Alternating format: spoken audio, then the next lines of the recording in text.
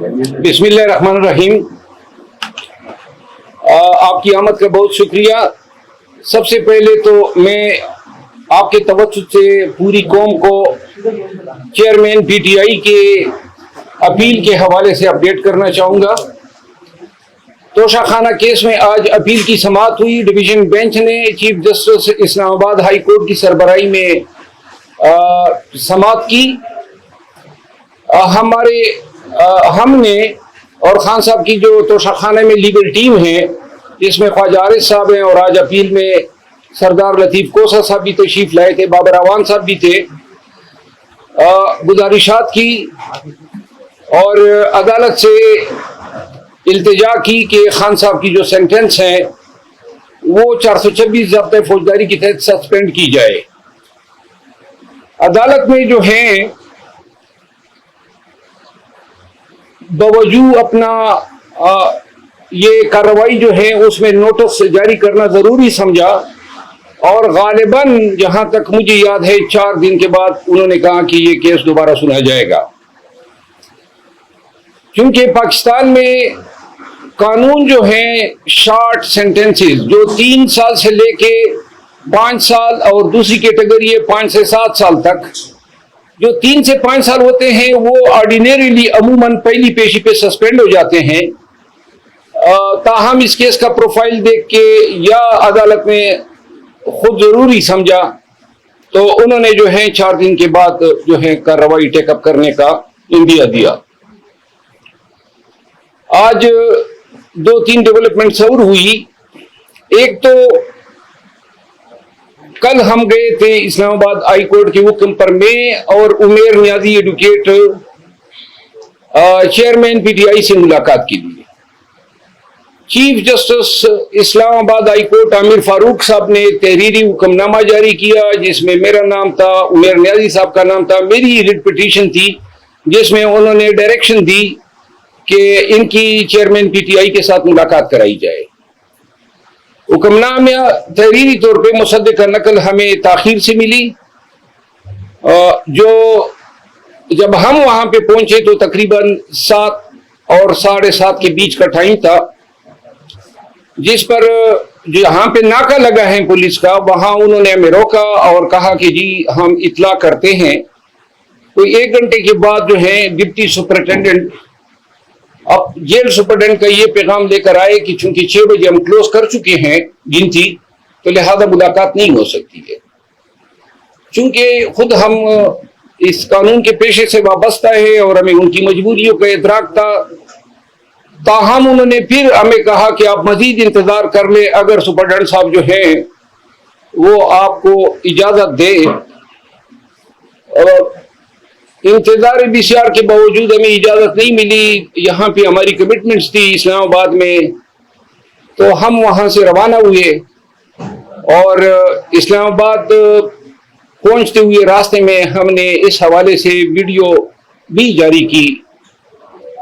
आज सुबह chief justice साहब को मैंने इन्फॉर्म किया कि गरचे आपका हुक्मनामा चूंकि हमें ताखीर से मिला था तो जेल हुकाम ने ये बहाना बना के हमें मुलाकात नहीं दी।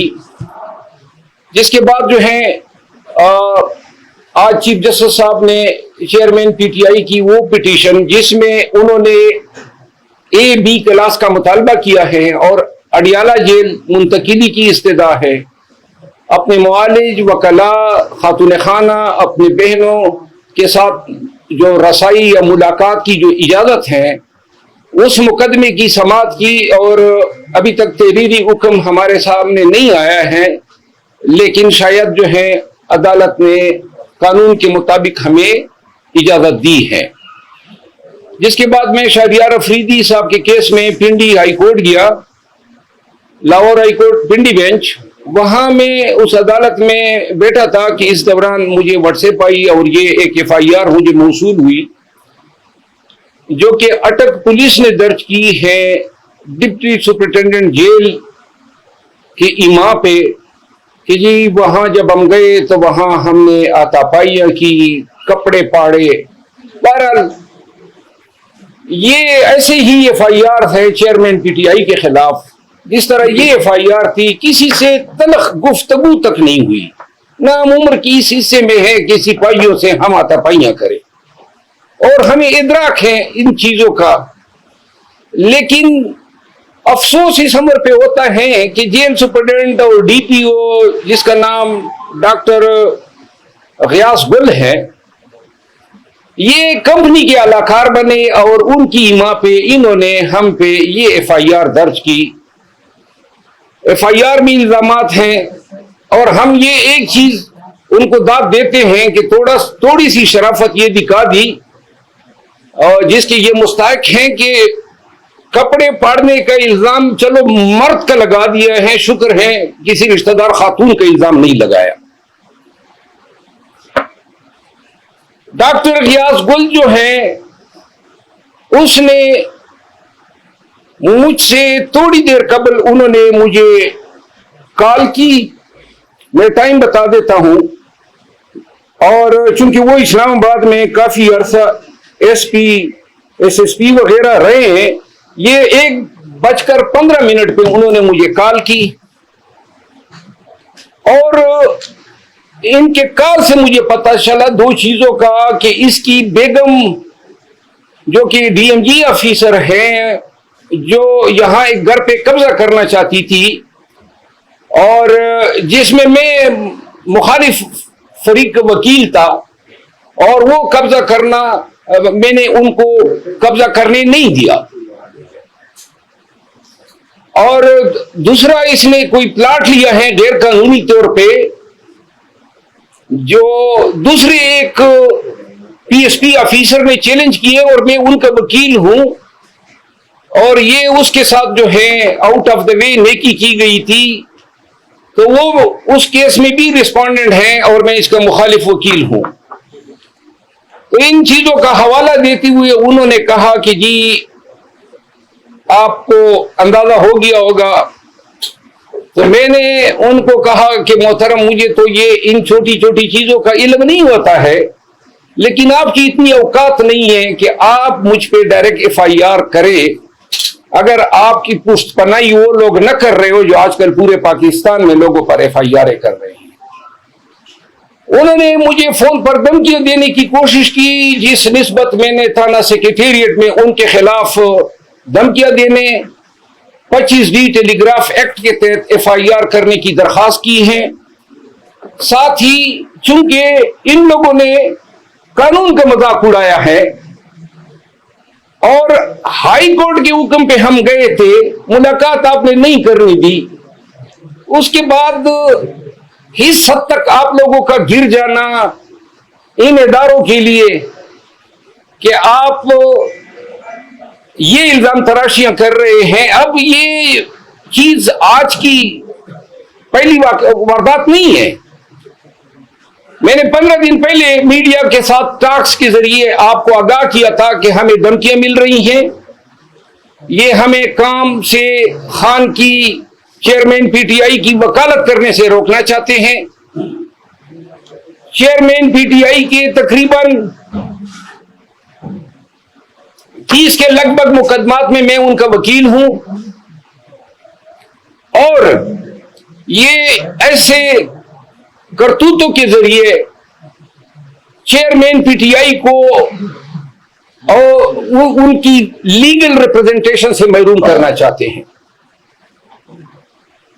क्या जरूरत पड़ी है उनको ऐसे हरकतें करने की? क्या सुप्रीम कोर्ट ऑफ पाकिस्तान का एक वकील आपकी इस 506 के मुकदमे से डर जाएगा? क्या आप ऐसे हरकतें करके अदलिया को, पाकिस्तान भर के बार एसोसिएशंस को क्या पैगाम देना चाहते हैं? हम वकालत करते हैं कानून के दायरे में रहते हुए, जो कानून ने हमें हक दिया है मुल्जिमान को या इंडिविजुअल्स को रिप्रेजेंट करने का। अगर ये तरीके आप अपनाएंगे तो ये उस कानून से भी मुतसादम है और पूरे पाकिस्तान के वकला के हकूक को सल्ब करने की कोशिश है। यहां मैं आपकी तवज्जुह से एक दफा फिर बताना चाहता हूं कि 1000 FIR कर ले और दरोगोई के पहाड़ खड़े कर दे, जितने पर्चे कर सकते हो कर लो, जितनी धमकियां दे सकते हो दे लो, जितना आप कर सकते हैं करें। अगर पाकिस्तानी कौम और पाकिस्तान के वकला को डराने का ख्याल है आपके ज़हन में, तो हम आपके डर को जूते के नोक पे रखते हैं और इंशाअल्लाह हम अदालतों से, बिलखसूस सुप्रीम कोर्ट ऑफ पाकिस्तान से और सुप्रीम कोर्ट ऑफ पाकिस्तान के तमाम मुअज़्ज़ज़ जज साहिबान से मैं मुल्तमिस हूं कि आपके सामने पाकिस्तान में यह सब कुछ हो रहा है। पाकिस्तान के अवाम का जीना दोबर किया हुआ है, पाकिस्तान के वकला के घरों पे छापे मारे जा रहे हैं, पाकिस्तान के सिटीजन्स अगवा हो रहे हैं। कल शहरियार अफरीदी को 3 MPO जो था उसमें आज तारीख लगी थी, इस पिंडी हाई कोर्ट ने इस पे गुस्से का इजहार किया था कि जी शहरियार अफरीदी को फिर ये 5वीं दफा आपने 3 MPO में क्यों मुलविस किया। आज अदालत में DC रावलपिंडी ने बताया कि जी वो हुक्मनामा मैंने वापस ले लिया। एक ऐसे हुक्मनामा जिनको ये कोर्ट में डिफेंड नहीं कर सकते हैं। शहरियार अफरीदी के भाई को कल रात 12:50 पे, रात के 12:50 पे उन्होंने DC जेलम ने 3 MPO खत्म किया और उनको नामालूम अफराद के हवाले कर दिया। शहरियार अफरीदी का 3 MPO कल इन्होंने खत्म किया। आज पता चला DC इस्लामाबाद, जिसका पहले 3 MPO का लदम हो चुका है, उसने ये 7वीं दफा 3 MPO शहरियार अफरीदी पे लगा दी। तमाम जज साहिबान देखें, क्या पाकिस्तान इसलिए बना था? ये मुल्क है, ये आपका आईन है, ये बुनियादी हकूक है। क्या इस तरह होता है मुहज़्ज़ब मुआशरों में अपने शहरियों के साथ? और ये लामतनाई सिलसिला कब रुकेगा? अदालतें हमें छोड़ रही हैं, अदालतों से इस्तदा है ना कि छोड़ते हुए साथ में ये भी अहकाम करें कि आइंदा कोई इनको गिरफ्तार न करें। जिस तरह आज मैं दाद देता हूं ऑनरेबल जस्टिस अनवारुल हक बनू साहब की, उन्होंने आज हुक्मनामा किया कि पंजाब भर में कहीं पर शहरियार अफरीदी को अगर गिरफ्तार करेंगे 3 MPO में तो पहले हाई कोर्ट से इजाजत लेंगे। मैं यहां पे सताइश करूंगा chief justice Peshawar high court Ibrahim Khan साहब की उस फैसले के, जब मेरे साथ रंगेज खान MPA गया हुआ था, असद कैसर साहब, और इन्होंने कोर्ट के प्रेमिसेस से अगवा किया, तो उन्होंने कहा कि मैं मुलाजिमत से इस्तीफा दे दूंगा अगर रंगेज को पेश नहीं किया आधे घंटे के अंदर, और साथ में यह हुक्म दिया कि जब तक आपके मुकदमा फैसले नहीं होंगे कोई आपको गिरफ्तार नहीं करेगा। मैंने शहरियार अफरीदी का किस्सा सुनाया, घर घर ये कहानी है। PTI के तमाम क़यादत के साथ ऐसा हो रहा है। एक तरफ हमारे खिलाफ ये जेली FIR की, दूसरी तरफ इन्होंने नईम हैदर पंजोता को FIA ने 8 साढ़े 8 घंटे अब से बेजा में रखा। आज ख्वाजा हारिस साहब जो हैं वो जा रहे हैं, 50 साल हो गए हैं ख्वाजा हारिस साहब को वकालत करते हुए तकरीबन।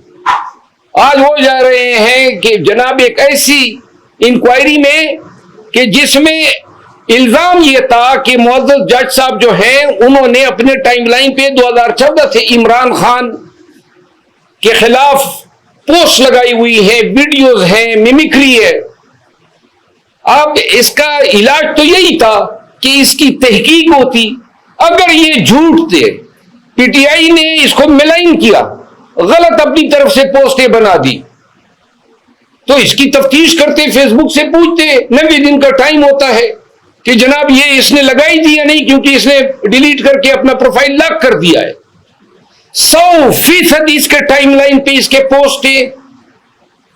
Chief justice Islamabad high court ने अपने हुक्मनामे में इस इंक्वायरी का ऑर्डर किया है और इस हुक्मनामे की आड़ लेके FIA चेयरमैन PTI के वकला को हरासा कर रही है।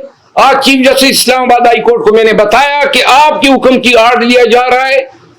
इस पूरे अमल की मैं शदीद मजम्मत करता हूं। यानी कि एक शख्स गुनाह भी करे, गलत काम करे, और आप सिर्फ ये हक नहीं रखते हैं कि जनाब आपने अपने टाइमलाइन पे उस शख्स की तस्वीर, मिमिक्री और वीडियो लगाई है जिसके मुकदमे में आप बतौर मुंसिफ बैठे हुए हैं। ये कहां का कानून है कि इल्जाम दहिंदा को आप कहते हैं कि जी आपने इल्जाम क्यों लगाया? इल्जाम लगाया था, इल्जाम दुरुस्त था, एक दफा फिर लगा रहे हैं, एक दफा फिर कैमरे के सामने पूरे मुल्क को बता रहे हैं कि वो इन्होंने लगाई थी, इसी का टाइमलाइन था, और साबित कर दें कि हमारा ये इल्जाम गलत है, हम हर सजा भुगतने को तैयार हैं। लेकिन आप तहकीक की भी इजाजत नहीं दे रहे हैं, सच तक पहुंचने की परमिशन नहीं है। FIR फेसबुक से पूछ नहीं रहे, उनसे क्यों नहीं पूछते हैं कि आप बताएं ना, आपने अपना अकाउंट से ये आपने डिलीट किए, आपने अकाउंट लॉक कर दिया, आपने अभी तक उनका बयान ही नहीं लिया है, और जो कह रहे हैं कि हजरत ये कर रहे हैं, आप उनके पीछे पड़ गए। इस फिस्तायत की इजाजत नहीं दी जा सकती है।